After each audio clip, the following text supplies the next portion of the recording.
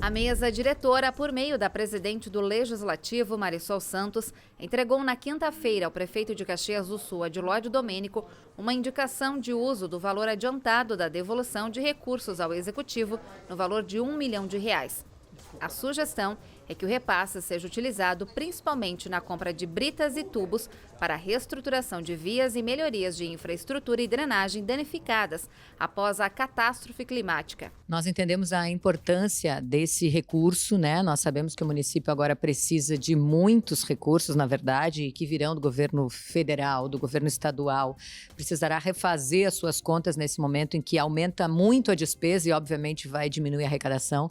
Mas a Câmara de Vereadores, no momento em que também se organiza para fazer a sua parte e a antecipação dessa devolução de R$ 1 milhão, também faz uma indicação importante para o município diante de tudo o que a gente viveu nos últimos dias. A gente sabe o quanto o nosso interior foi afetado nesse momento, então a indicação que a Câmara faz, a mesa diretora conversou muito sobre isso, é que esse R$ 1 milhão que foi antecipada essa devolução seja usado agora para compra de brita e também de tubos, né, para que a gente possa inicialmente, de uma forma emergencial, tentar resgatar essa questão dos acessos e das estruturas, tanto no interior como no caso em algumas ruas mais prejudicadas na cidade. Caxias do Sul está em situação de calamidade pública desde o início do mês, após as fortes chuvas ter ocasionado estragos no município, principalmente no distrito de Vila Cristina e em Galópolis.